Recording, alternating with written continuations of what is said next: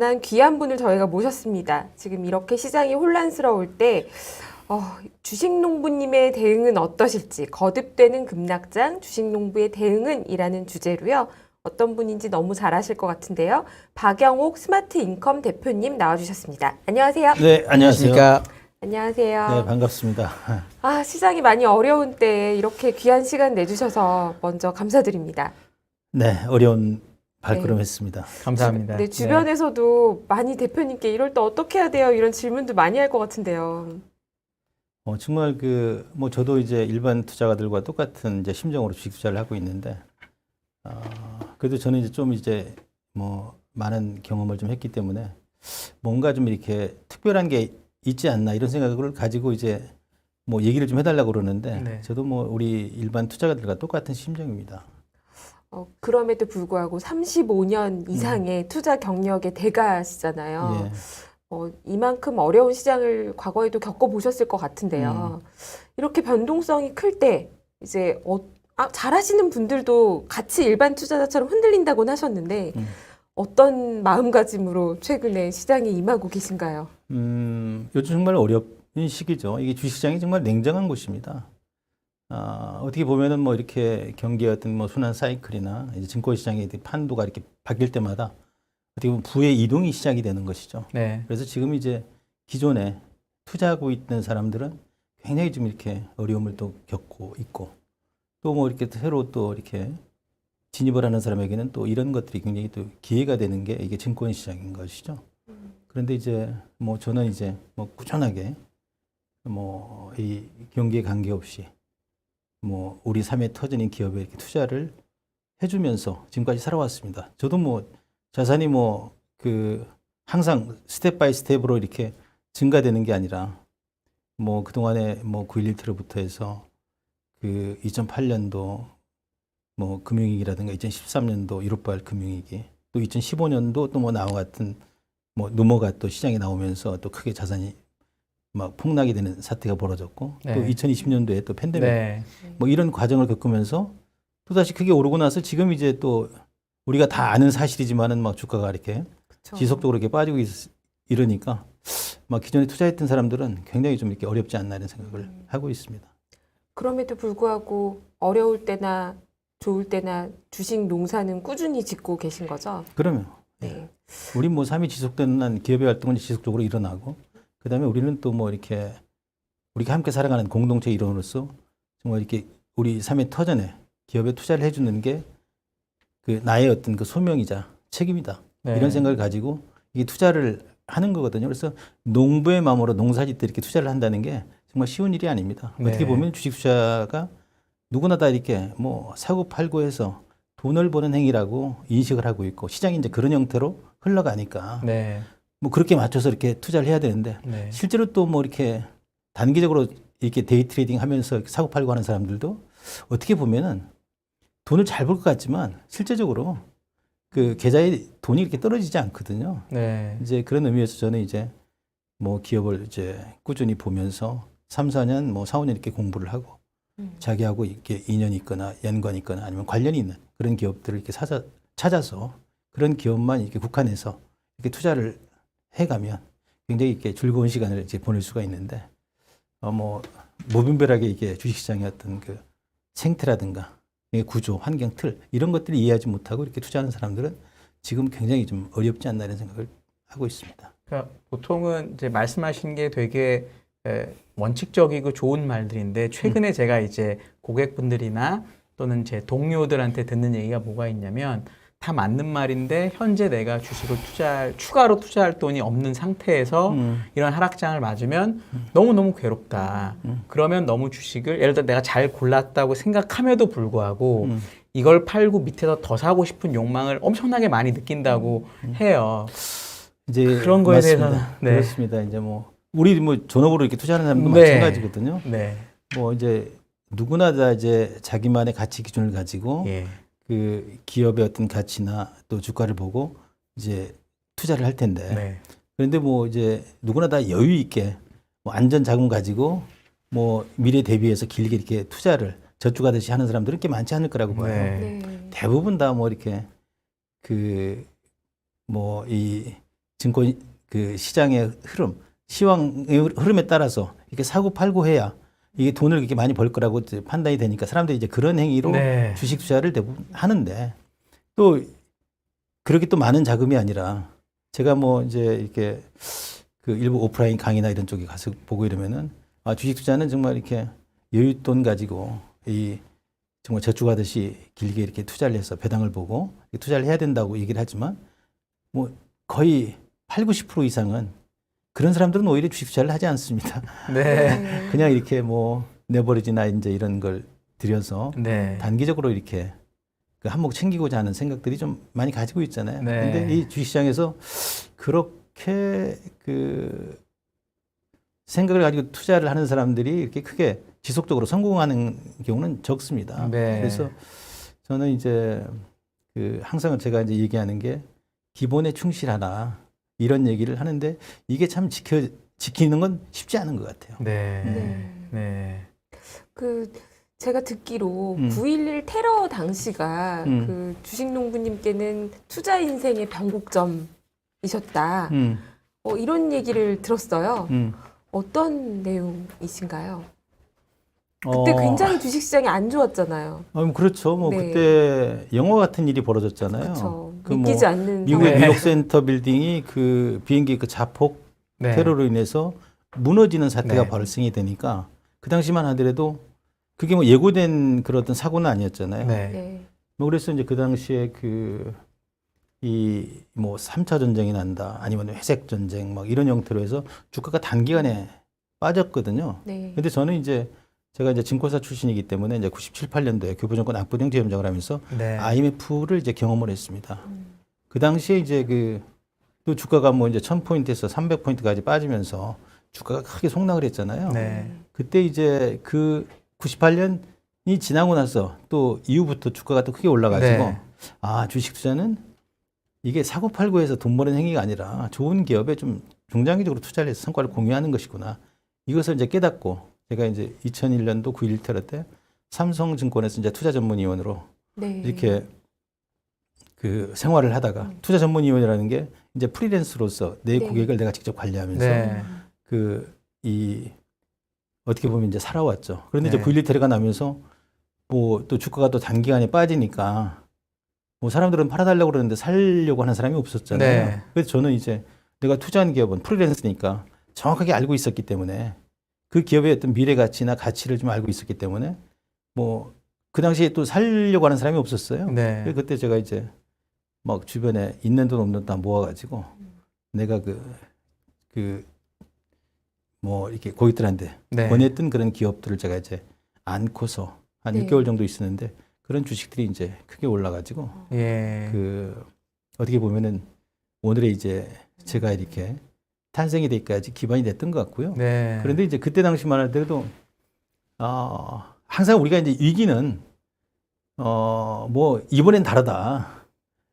뭐 전대미문이다. 뭐 이런 네. 형태로 이렇게 네. 다가오잖아요. 근데 네. 그렇죠. 지내놓고 보면 다 시간이 지나면 극복이 돼 가잖아요. 네. 근데 지금 상황을 놓고 볼 때 어떻게 보면은 굉장히 또 그 기회다라고 볼 수 있는 거거든요. 네. 지금은 뭐 인터넷으로 세계가 지금 하나가 됐고 네. 모든 뭐 이렇게 정보나 지식이나 이런 것들 다 공유할 수 있음으로 인해 가지고 어떻게 보면은 지금 뭐 우리가 이제 뭐 90년도에 네. 그 뭐랄까요 그 냉전 시대가 종식이 되면서 네. 세계화되면서 우리가 이제 함께 크게 성장을 해왔잖아요. 네. 그러면서 이제 그 미국의 이제 트럼프 대통령이 이제 집권하면서 네. 이제 탈세계화 되면서 이제 각자 도생의 길로 접어들고 네. 최근에 이제 뭐 우크라이나 전쟁을 통해서 이제 신냉전 시대로 접어들면서 우리 그 전체 그 전 세계 경제 사이클이 굉장히 지금 이렇게 답답하게 지금 막혀가고 있지 않습니까? 예. 그래서 이런 부분으로 인해서 뭐 여러 가지로 뭐 인플레 현상이나 뭐 이런 것들 때문에 어떻게 보면은 그동안에 팽창을 굉장히 해왔는데 앞으로는 굉장히 이제 수축국면으로 이렇게 네. 네. 갈 수 있겠다. 그래서 그 우리의 어떤 뭐 이렇게 투자라든가 아니면 소비 규모나 이런 것들이 적으니까 경제가 좀 축소될 거 아니냐. 네. 그런 의미에서 이제 우리나라 같은 경우는 대외 의존도가 높기 때문에 그 어떤 나라들보다도 어떻게 보면 굉장히 어려운 지경에 놓일 수 있다. 네. 이런 부분들 때문에 이제 사람들이 투자를 않지만 저는 이제 그 경제 사이클이나 이런 것들도 보면은 이제 과거에는 사실 이제 뭐 미국이나 유럽이나 이런 쪽에서 하는 일들을 우리가 알 수 없었지만은 네. 그렇죠. 지금은 뭐냐 동시 다발적으로 다 이렇게 알 수 있고 네. 네. 그러잖아요. 그래서 네. 모든 부분들이 이제 다 알고 이런 부분들은 다 극복이 된다라고 보거든요. 순간에 이게 극복이 돼가지고 재세팅돼서 또 다시 또 가는 이런 상황이니까 너무 이렇게 그 대외적인 변수 이런 것들에 이렇게 함몰돼서는 우리가 이제 제대로 그 의사결정을 할 수 없다라고 생각을 하거든요. 그래서 저는 이런 위기 때마다 정말 우리가 투자라는 게 이제 기업에다 투자를 하는 거잖아요. 네. 기업의 주인이 돼서 기업의 성과를 공유하는 것인데 정말 어려울 때 기업을 믿고 기업을 투자를 해줘야만이 돈을 벌 수 있는 거거든요. 그다음에 또 좋을 때 남들이 다 좋다고 할 때 남들과 좀 나눈다는 생각으로 이렇게 팔아야 되는데 우리는 이제 정말 그 바닥에 사서 꼭지에 살려고 이제 네. 꼭지에 팔려고 네. 하는 이제 뭐 이제 행동들을 많이 하잖아요. 근데 네. 그렇게 할 수는 없거든요. 네. 이제 저 같은 경우는 그 대부분 뭐 이렇게 보면은 그 뭐 발등 정도에 사서 뭐 이렇게 뭐 무릎 근처에서 이렇게 파는 네. 대부분 사람들 뭐 이렇게 뭐 무릎 근처 사가지고 뭐 이렇게 예. 어깨에서 팔다고 네. 그러는데 저는 이제 그렇게 하지 않았거든요. 네. 좀 그 회사가 좀 어려울 때 남들보다도 이렇게 그 선도적으로 이렇게 뭐 실행을 해가지고 제가 투자를 한 경우는 결국 주가가 바로 올라가는 게 아니라 적어도 뭐 짧을 때는 6개월 아니면 길면은 1, 2년 후에 이렇게 올라가는 경우가 많더라고요. 네. 예, 그래서 이제 그런데 그 결국은 주식 투자로 이렇게 성공하려고 그러면은 결국은 그 시간을 이기는 힘, 그 기업에 대한 어떤 그 믿음과 신념이 없으면 실제로 어려울 때 투자를 해줄 수가 없잖아요. 네. 그렇죠. 그리고 또 어려울 때 믿고 기다릴 수가 없는 거거든요.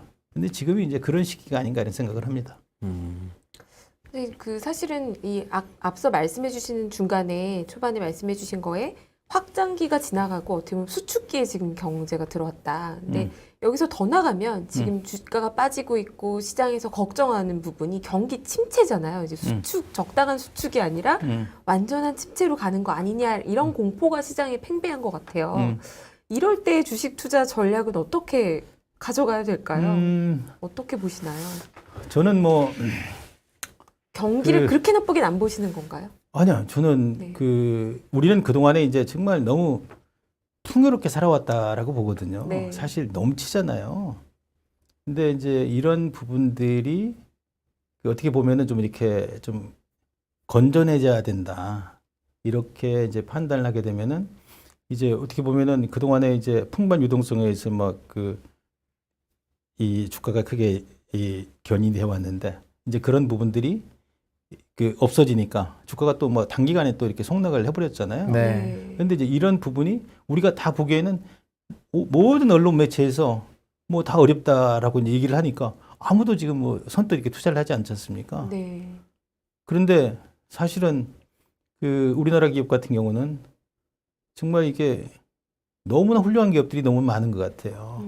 그리고 이럴 때일수록 정말 이 기업이라고 하는 게 이제 집단 지성을 통해서 어떻게 보면 성장하고 발전해 나가잖아요. 그렇죠. 그래서 그런 기업에 이렇게 찾아서 투자하고 나서 뭐 배당이 됐든 아니면 시세 차익이 됐든 이런 부분들을 누려야 될 텐데 네. 이럴 때일수록 이제 어떻게 보면은 기대 수익이나 이런 것들을 아주 낮춰서 네. 이게 투자를 그래도 그나마 기업들이 성장하고 발전해 나가지 뭐 다른 뭐 부분은 없다라고 저는 봐요. 그래서 저는 이제 우리 이제 어떻게 보면은 우리를 어렵게 하는 게 투자의 대상이 굉장히 너무 다양하잖아요, 지금. 네.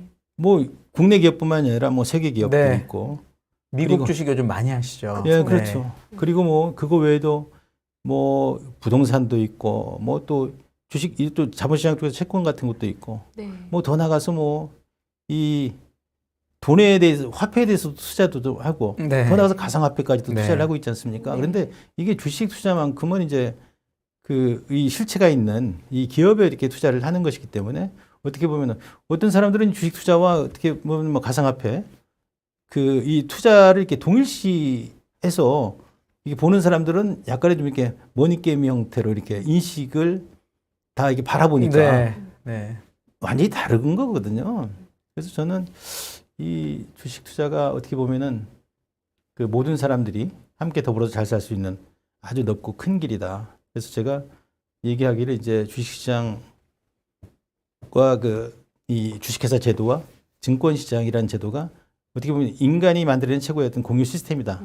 이런 얘기를 많이 하거든요. 네. 근데 이제 다행스러운 것은 우리 대한민국에는 정말 이게 세계 내놓아도 자랑스러운 기업들이 많이 있고 또 그걸 기업의 성과를 공유할 수 있는 증권시장이 잘 발달되어 있기 때문에 네. 우리 국민 누구나 다 네.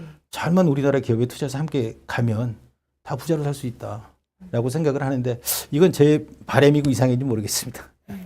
그 아까 얘기하신 대로 투자 대상이 진짜 많잖아요. 그래서 보통은 한 작년까지만 해도 뭐 주식은 무조건 미국이라고 생각하는 분들 되게 많았었는데 대표님은 그래도 한국 주식 항상 저평가됐다고 말씀하시고 그랬었는데 최근에 주가 많이 빠져서 더 저평가 됐을 수도 있잖아요. 예. 그거에 대해서 좀 한 말씀 해주시죠. 물론 미국도 좋지만 한국은 어떤 면에서 특히 좋은지 이런 거. 제가 그 최근에 이제 쉬면서 미국 갔다 오면서 그 하락장 지키는 그 미국 그 빅테크 기업 28개 네.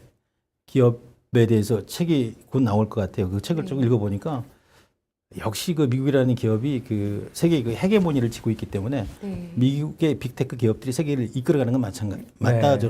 그 부분에는 좀 공감을 하거든요.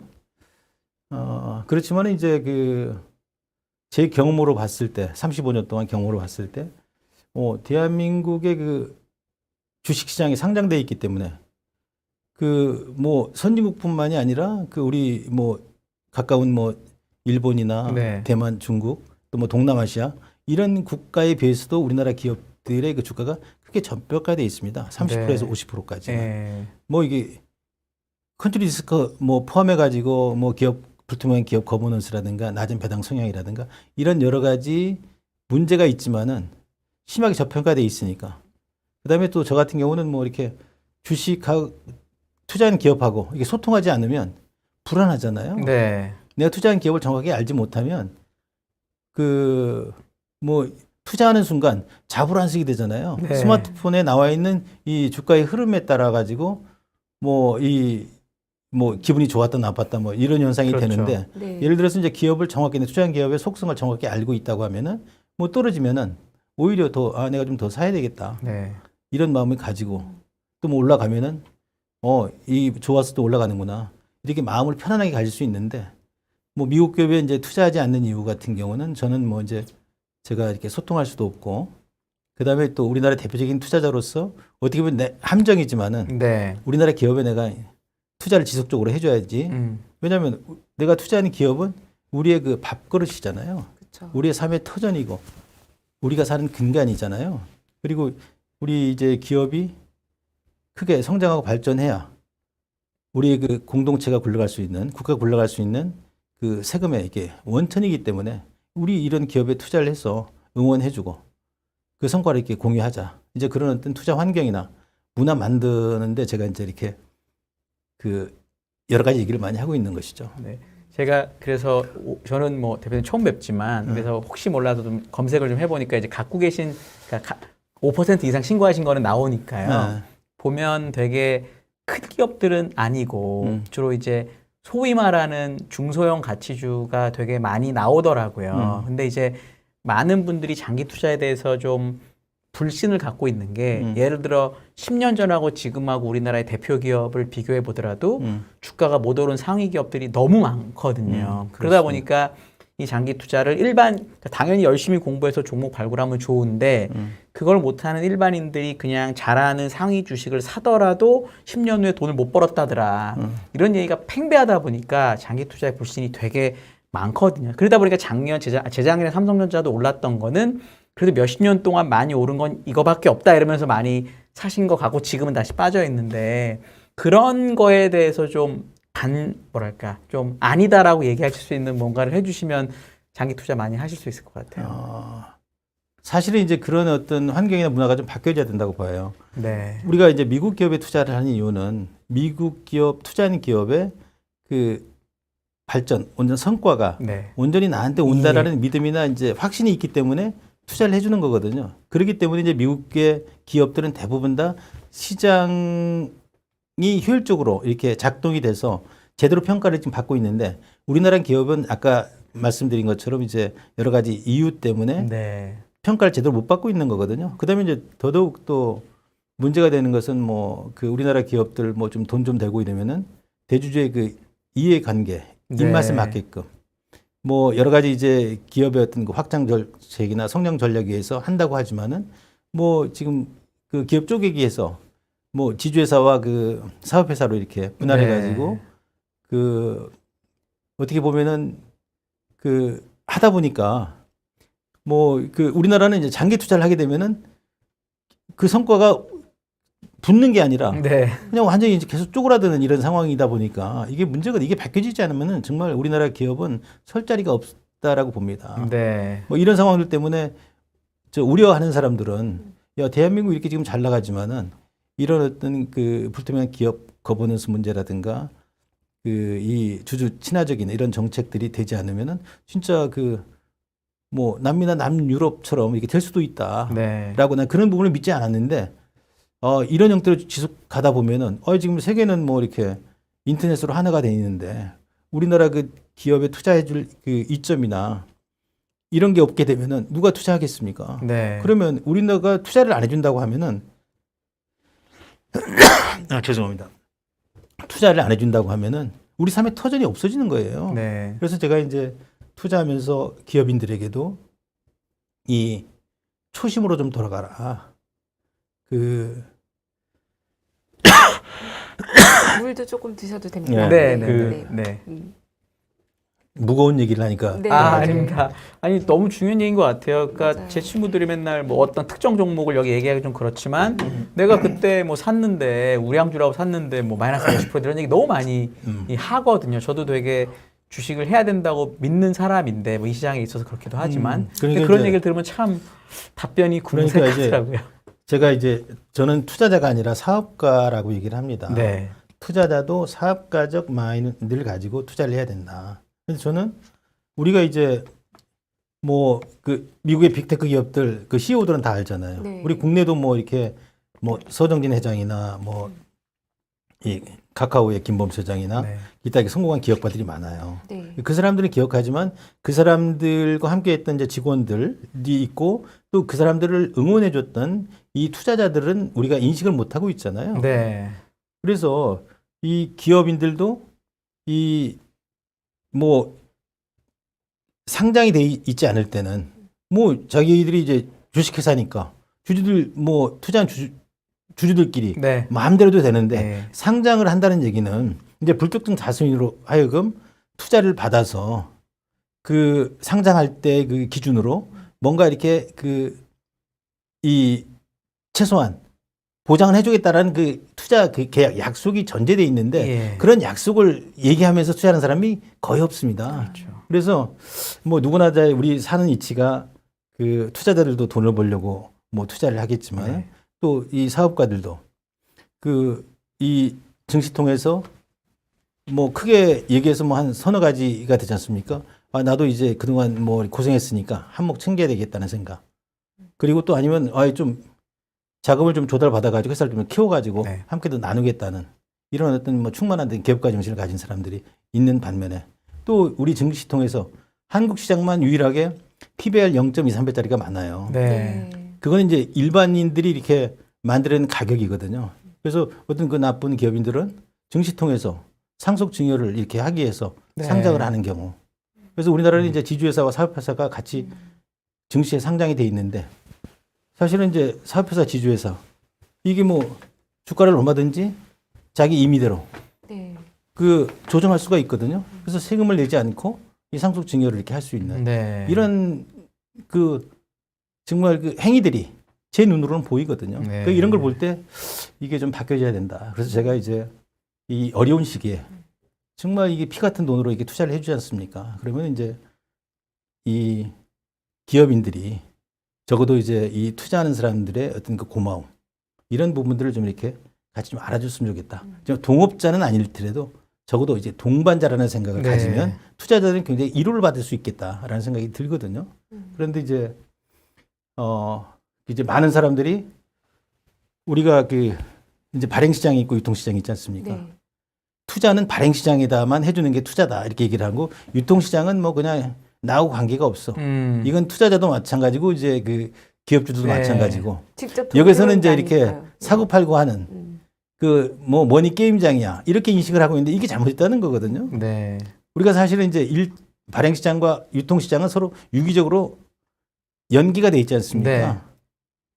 뭐 발행시장이 없다고 그러면 유통시장도 없는 거 아니겠습니까? 맞습니다. 예, 네. 이런 인식의 어떤 전환이 이렇게 지금 필요하다고 봐요.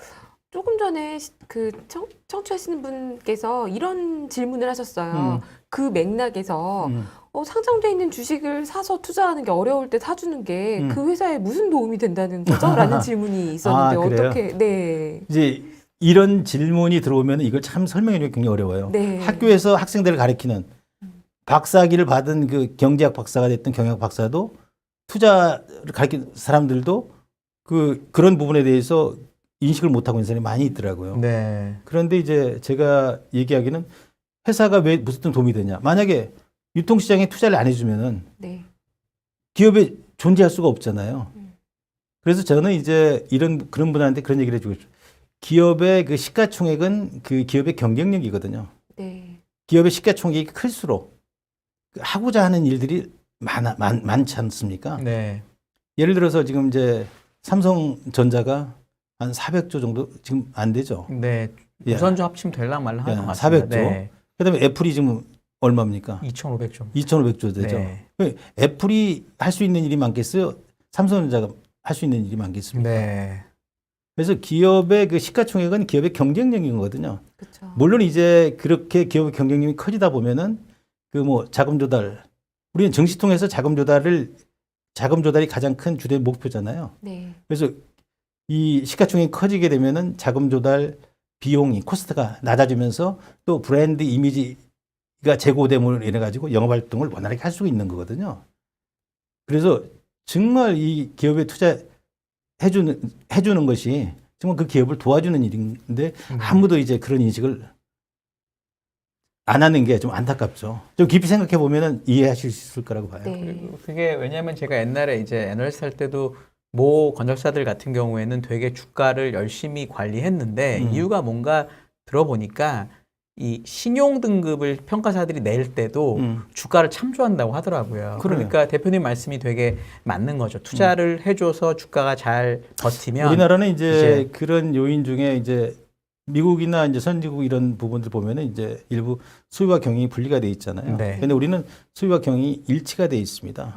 그래서 어떻게 보면은 미국이나 이런 쪽은 그 주가가 어떤 기업의 가치하고 일치가 되는데 우리는 뭐 약간의 좀 이렇게 그 주가가 올라가면은 오히려 그 뭐 대주주나 지배주주 입장에서 보면은 좀 불편해 하는 이런 입장이기 때문에 아마 이제 기본적인 그런 차이가 있다라고 봅니다. 지금 말씀하신 그 맥락 때문에 이 투자하시는 분들도 혼선을 느끼시는 것 같아요. 어떤 회사들은 주가가 올라가는 걸 오히려 싫어하는 게 아닐까? 이런 회사들이 간혹 있기 때문에 투자하시는 분들이 많이 있습니다. 네, 말씀하신 네, 왜냐하면 이제 네. 우리가 그 증시 통해서 이제 자금을 조달할 때나 자기 이익이 이렇게 추구하고 나면은 이제 제가 이제 우리 이제 같이 투자하는 사람들이 보기에는 정말 저평가된 기업들이 많이 있어요. 그래서 뭐 투자를 하고 이러면은 그런 회사들은 이제 회사에 뭐 자금 조달 그 필요가 없어지니까 없겠죠. 예. 네. 이것을 뭐 이제 대대손손 또 이렇게 물려주려고 그러니까 장기적인 계획에 의해서 이 방치를 하게 되면 주가는 뭐 이렇게 못 올라가게 하는 방법은 다양하게 있지 않습니까? 네. 정말 수만 가지가 있거든요. 네. 뭐 배당을 적게 준다든가 네. 아니면 뭐 이게 소통을 안 한다든가 네. 아니면 뭐 여러 가지 또 사건 사고를 치면 네.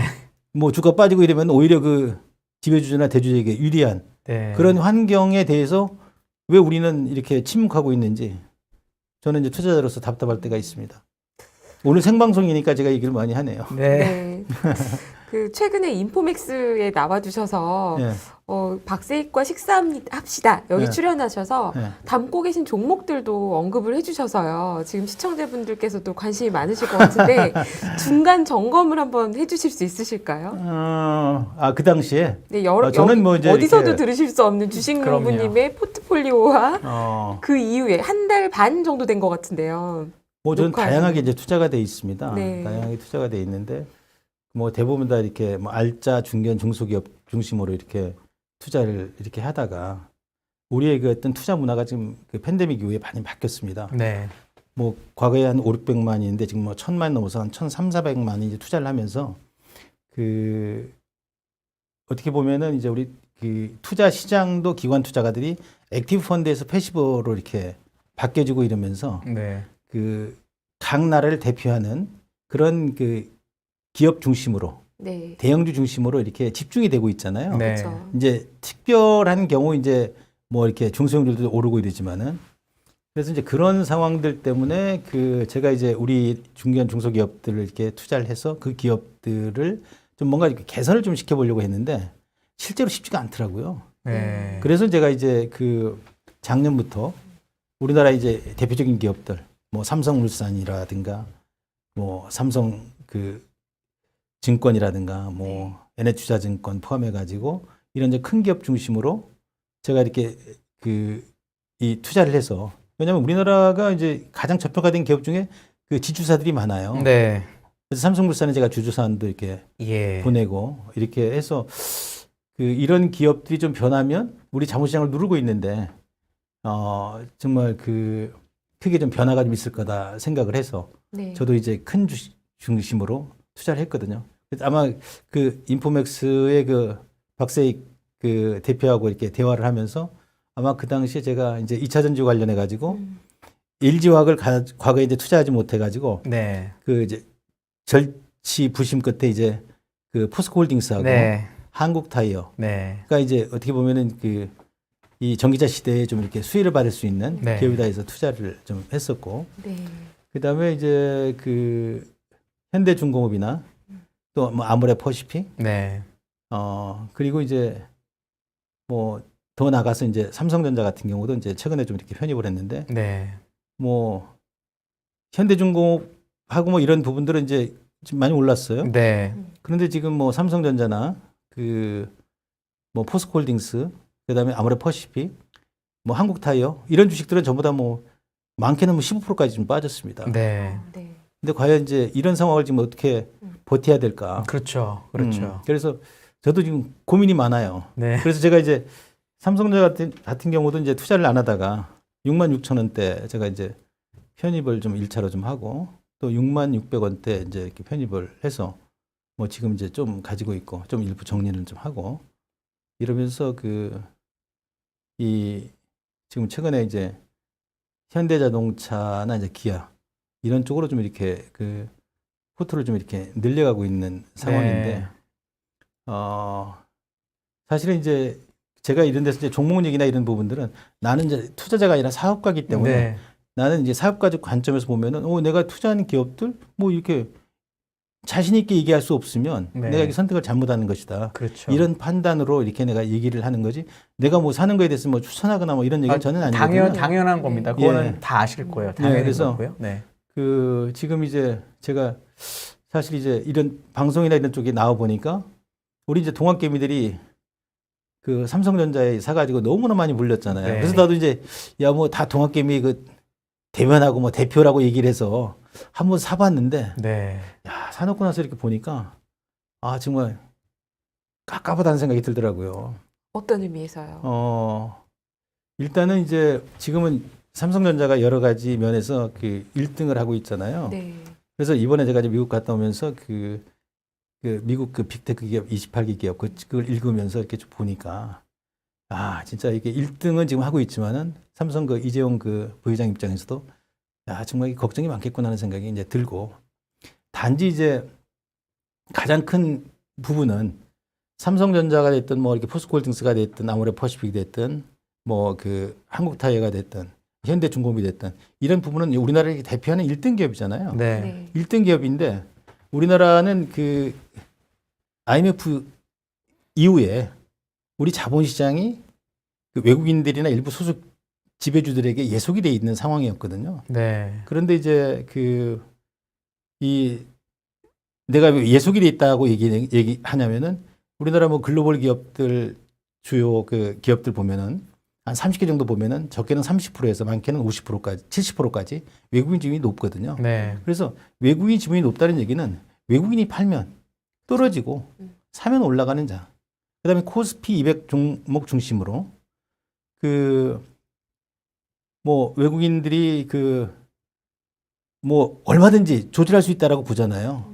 선물 옵션 시장을 이용해서 현물 시장. 그래서 어떻게 보면은 한국 증권 시장은 주식 시장은 외국인들의 어떤 이렇게 현금 인출기와 같다라고 네. 얘기를 하는 거거든요. 그래서 최근에 이제 외국인들이 이렇게 뭐 줄기차게 지금 팔고 있잖아요. 네. 네. 어떻게 보면은 이제 이 미국이 긴축 재정을 하면서 금리를 이렇게 올리고 이러니까 전체적으로 이제 그동안에 이제 신흥국에 투자했던 외국의 자금들이 지금 빠져나가고 있는 형국이거든요. 네. 그래서 이럴 때 저는 이제 우리 경제 주권을 좀 찾자. 네. 이런 의미에서 저도 이제 그런 우리 대표적인 기업들 투자를 했는데 지금 뭐 거의 10% 정도씩 빠져 있는데 뭐 믿고 응원을 계속 해줘야죠. 네. 사실은 지금 제가 이제 투자한 기업들 중에 뭐 이제 K푸드 관련해서 뭐 CJ일장이나 농심이나 네. 오리온 같은 경우 이런 부분들도 과거에 농심 같은 경우가 이제 뭐 미국이나 뭐 동남아시아 포함해가지고 유럽에서도 잘 팔리고 이러니까 그쪽에서 지금 뭔가 좀 이렇게 또 태클을 걸어왔잖아요.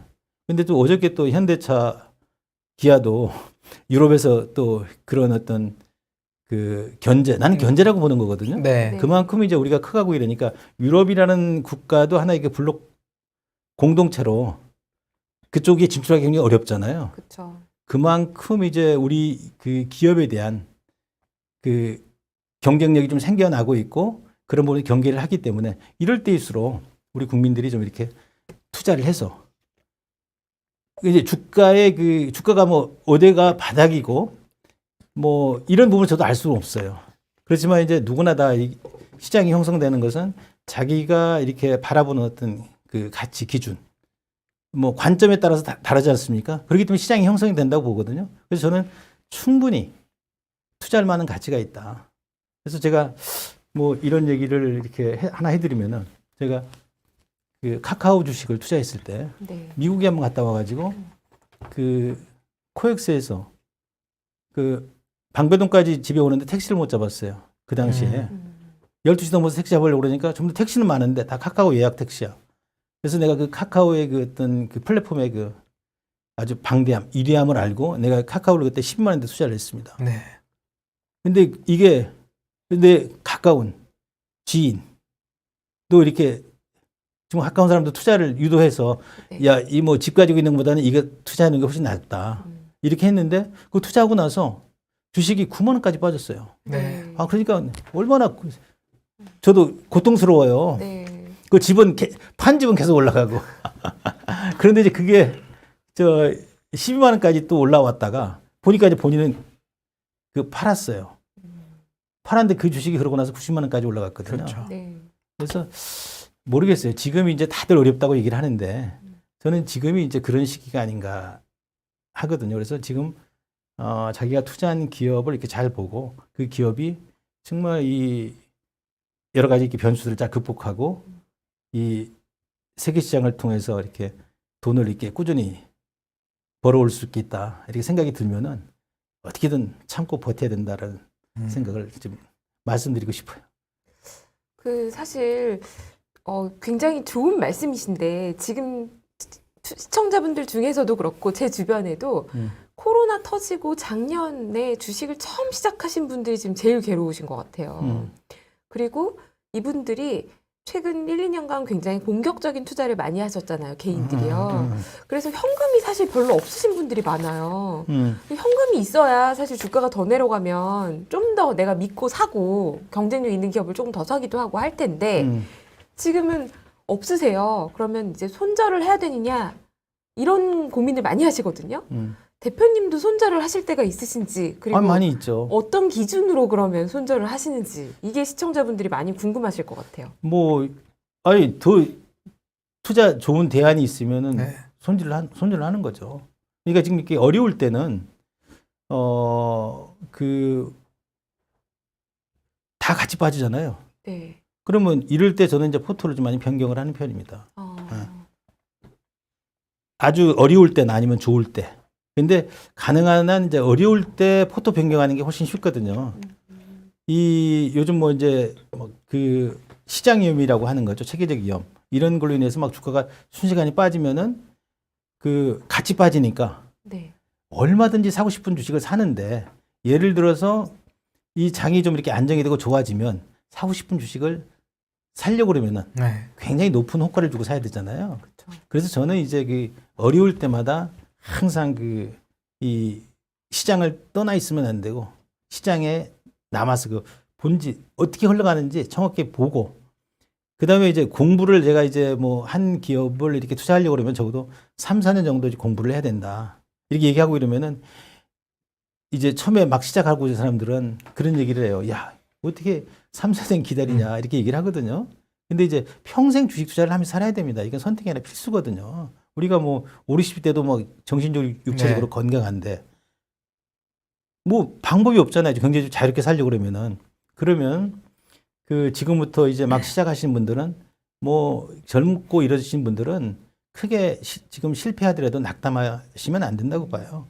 이런 어떤 그 실패의 경험이 나에게 큰 자산이 돼서 노후에 정말 이 편안하게 이렇게 살 수 있는 어떤 그런 환경이 저는 만들어진다라고 보는 거거든요. 그래서 제가 이제 기업을 이렇게 선택하고 살 때 보통 한 3, 4년 정도 뭐 그러니까 포토에다가 뭔가 관심 가는 기업이 있으면은 10주가 됐든 뭐 100주가 됐든 사놓고 네.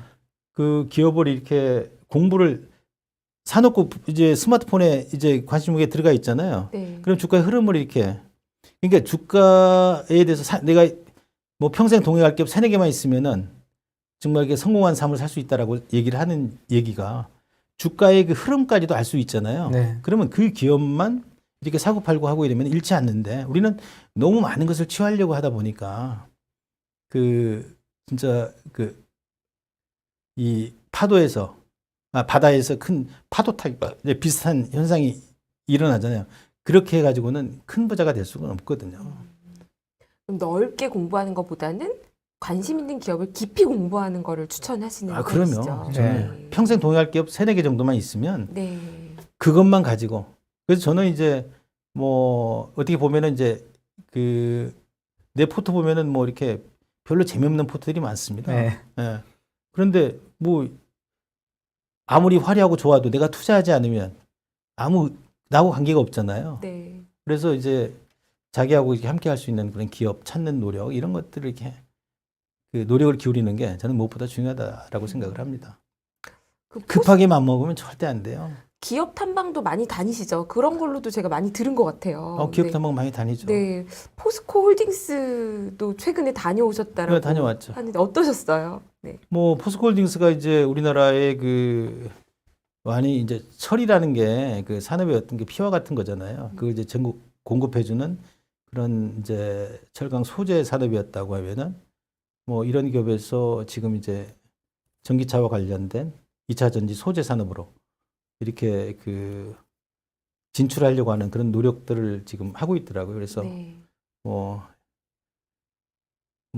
이제 리튬, 네네. 뭐 니켈, 뭐 포함해서 이런 형태로 지금 이렇게 뭐 염화호 포함해가지고 광산도 뭐 인수하고 이러는데 이런 부분이 좀 이렇게 현실화 되려고 하면은 그래도 뭐 2025년 네.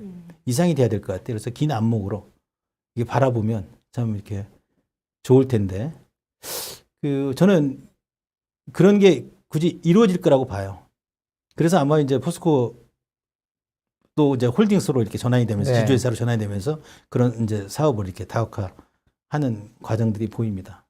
근데 지금 오랫동안 가치 대비해서 굉장히 좀 이렇게 낮은 가격에 좀 거래가 되고 있잖아요. 근데 지금은 저는 뭐 이런 기업들 이렇게 투자하면은 좋지 않을까. 이런 생각도 좀 해봅니다.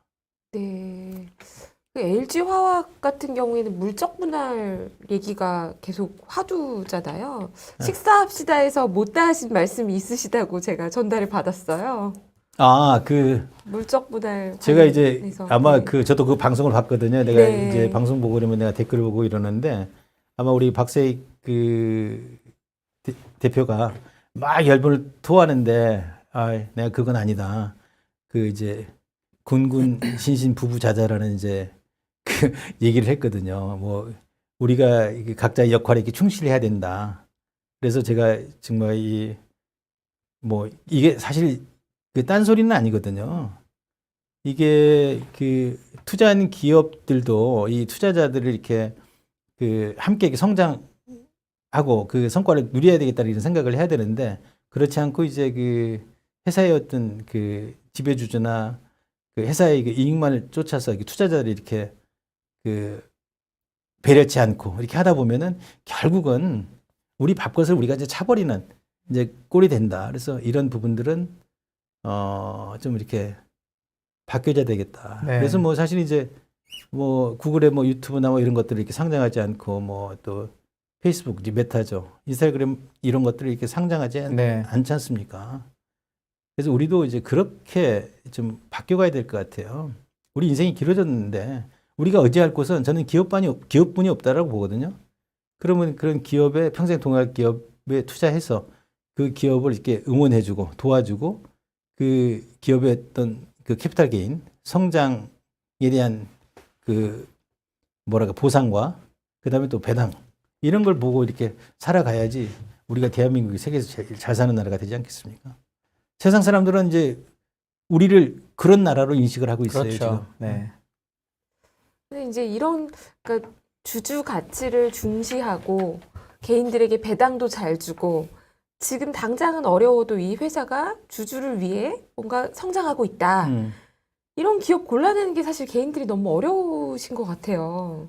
어떻게 보시나요? 지금 한국 주식시장에 전반적으로 지금 문제점이 있다라고도 말씀해 주셨는데 그럼 네. 사실 개인들 입장에서는 아니 투자는 하라고 하면서 어떻게 고르라는 말이야. 이게 이제 이렇게 생각하실 수도 있을 것 같거든요. 아니, 참 그게 우리나라가 이제 교육률은 높은데 자본시장에 대한 이해도나 이제 태도 이런 부분은 굉장히 빈약합니다. 그래서 이거는 이제 교육의 문제라고 보거든요. 그런데 지금 뭐 어떻게 보면은 막 우리 막 인터넷 세상에 막 유튜브나 뭐 블로그 뭐 이런 부분들 예를 들어서 뭐 이제 또 경제 방송 채널들도 많잖아요. 이런 쪽을 이제 집중해서 이렇게 보다 보면은 네. 그런 이제 해안들이 좀 생깁니다. 공부를 좀 해야 된다고 봐요. 그런 부분은 누가 가르쳐 주지 않잖아요. 그래서 제가 우리 이제 자본시장과 이제 관련해서 뭐 보니까 이제 시간이 많이 됐죠. 네. 그래서 아까 말씀하신 네. 경제 주권 관련돼서 좀 얘기를 해주시면 좋을 네, 것 같아요. 그래서 네. 저는 이제 제가 이번에 이제 그 대통령 선거와 관련해 가지고 이제 주식농부가 바라는 자본시장 이제 선진화 방안. 제가 35년 동안 이제 이 업계에 있으면서 야, 이런 것들이 좀 고쳐졌으면 정말 우리 가게와 기업이 함께 성장하면서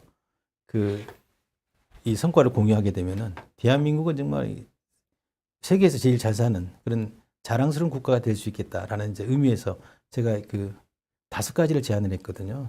네. 이게 어려운 게 아니거든요. 상식 수준에서.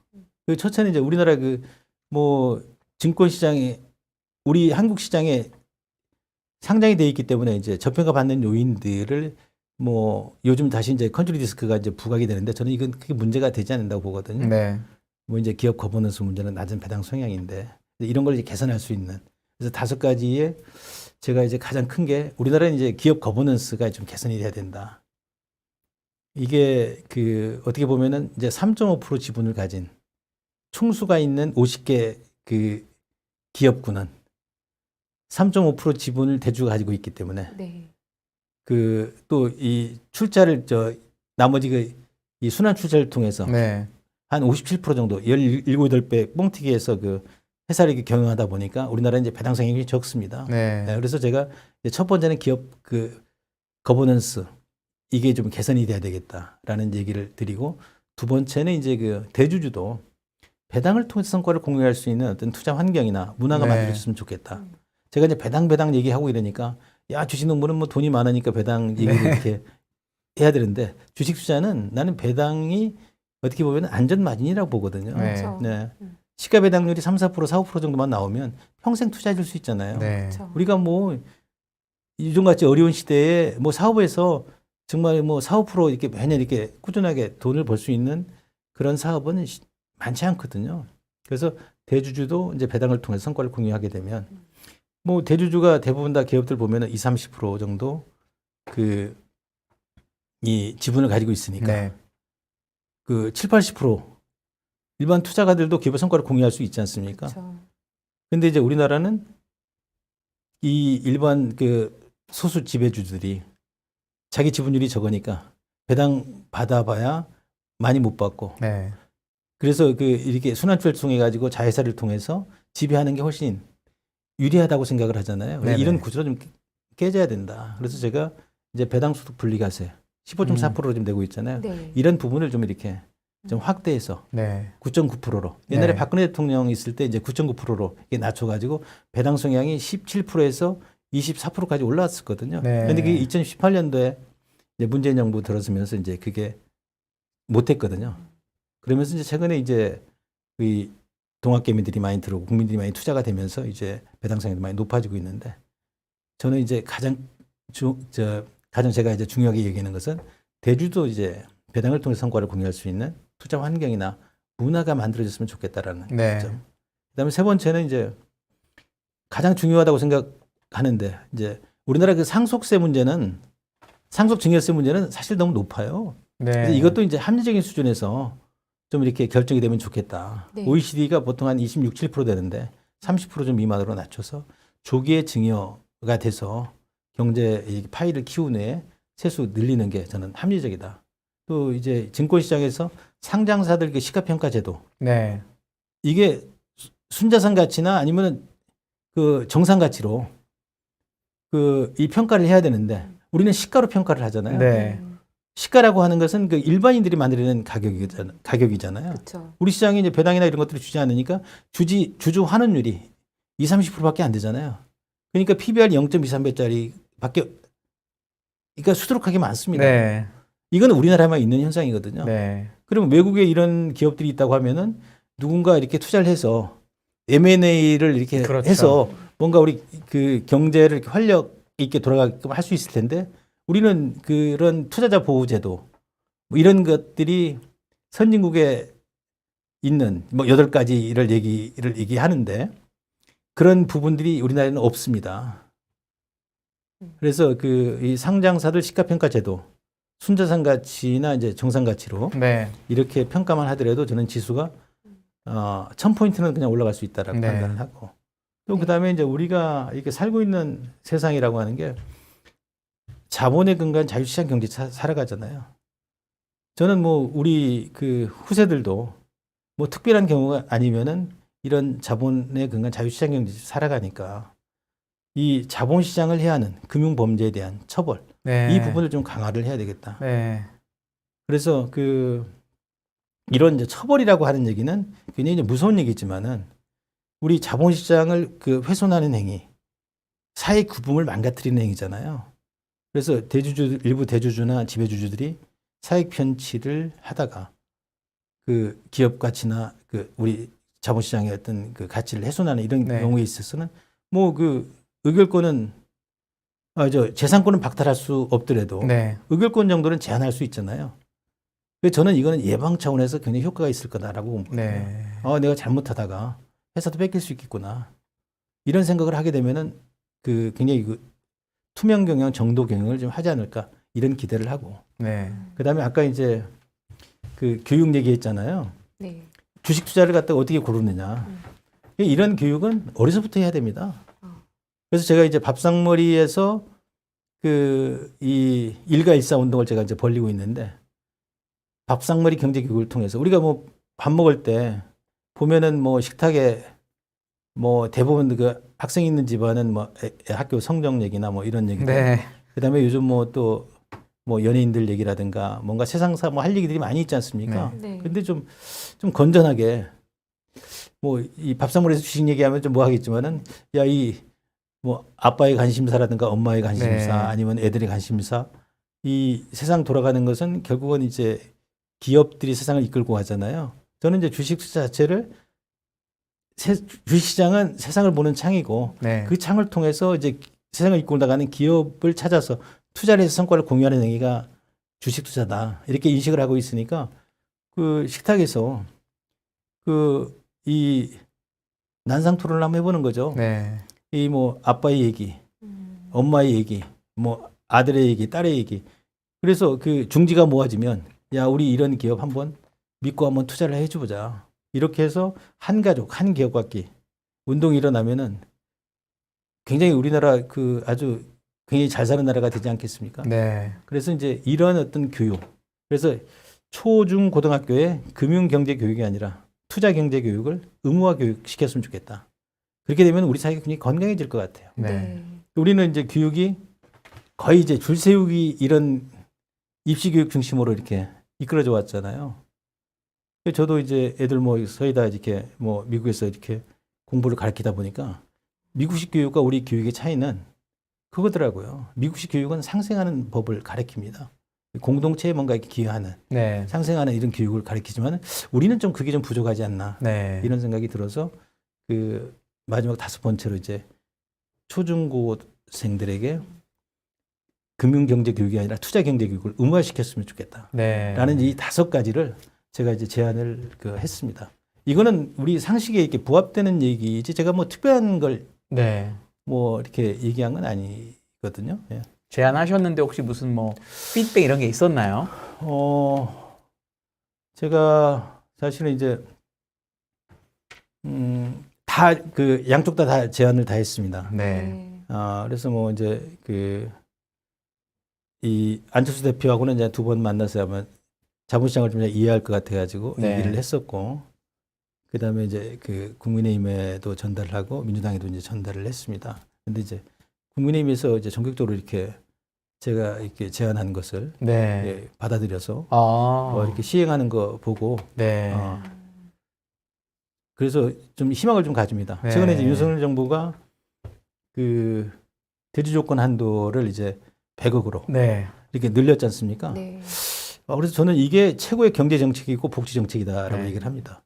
그동안에 이제 2005년도에 우리 그 대주 한도 요건이 이제 100억이었습니다. 지분이 3%. 그러면서 이제 꾸준히 이제 뭐 100억에서 50억으로 네. 25억, 20억, 15억, 10억으로 줄어들어 예. 왔지 않습니까? 우리의 경제 규모나 이제 가계 규모도 커졌는데 네. 역으로 이제 이렇게 대주 조건이 축소가 되면서 우리나라의 그 종합주가 지수가 뭐 1,500포인트에서 2,000포인트에서 박스권에서 유지를 했었죠. 네. 근데 이제 2020년도 팬데믹 때 이게 뻥 뚫어가지고 예. 3,000포인트까지 올라왔던 거 네. 아니겠습니까?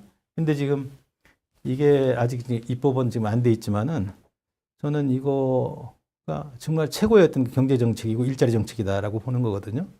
그래서 그 대주 조건이 이제 100억이면 종목당.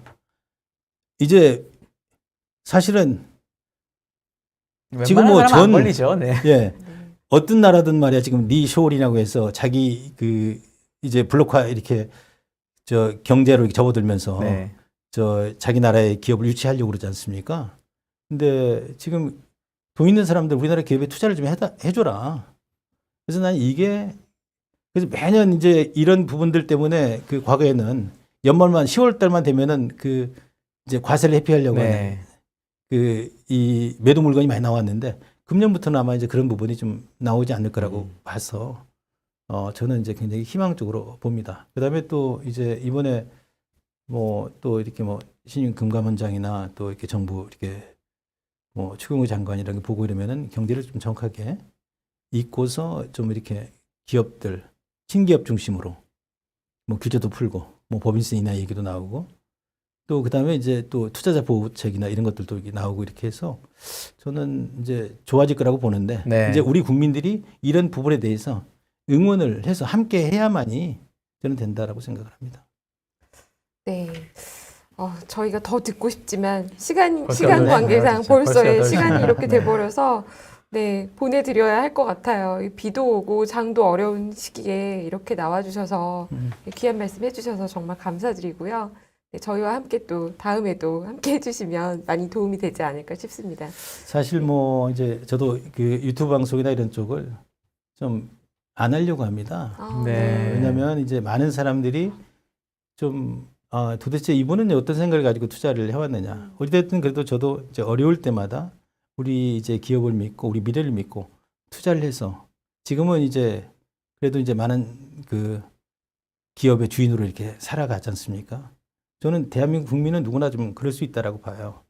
그런데 이제 저도 이렇게 나와서 이렇게 그 얘기를 하고 이러면은 사람들이 단순히 내가 돈 번 행위 이런 부분들에 대해 관심을 가지지 뭔가 이 사람은 어떤 생각을 가지고 투자를 하고 있느냐 그 철학, 생각 이런 거에 좀 집중을 해주면 좋겠다. 그래서 네. 저도 이제 좀 줄이고 무건 수행을 좀 하면 따라오는 사람들이 많이 있지 않을까. 네. 그렇지만은 이제 그 제가 우리 사회로부터 이렇게 누리는 이런 거에 대한 어떤 당연한 뭐 이렇게 해줘야 될 그런 부분이라고 얘기를 하는데 뭐 주변에서는 걱정도 그렇게 많이 해요. 야 이제 그만 좀 이제 이렇게 편히 살아라 이렇게 얘기를 하는데 저는 이 자체가 굉장히 의미 있고 네. 투자라는 게 우리 삶에 터지는 기업에 투자를 해주는 행위니까 이게 의미와 가치를 이게 부여받지 않으면 또 이 주식 투자가 자랑스럽게 생각하지 않으면 어려울 때 절대적으로 투자해 줄 수가 없는 거거든요. 단순히 이렇게 그 돈을 사고팔고 해서 돈 버는 행위로 이렇게 인식을 해서 이게 살아가는 것보다는 정말 내가 한 주를 가지고 있더라도 이 회사가 내 회사고 정말 그 이 주인의식과 어떤 기업가 정신 더 나가서 이제 우리 사회에 뭔가 좀 기여한다는 프론티어 정신 이런 것들을 가지고 이렇게 투자를 하면은 조금 더 이렇게 편안한 이렇게 마음가짐을 가지지 않을까 이런 생각을 합니다. 예. 네. 네, 오늘도 맞는 네, 말씀이세요. 좋은 말씀 네, 해주셔서 진짜로. 감사드리고요. 그 박세익 전무님과 나눈 식사합시다도 한번 보시면 또 여러분께 도움이 되지 않을까 그런 생각을 해봅니다. 네, 저희는 1부 이만 맞춰야 될 것 같고요. 주식농부 박영옥 스마트인컴 대표님과 함께했습니다. 감사합니다. 네, 고맙습니다. 감사합니다. 네, 저희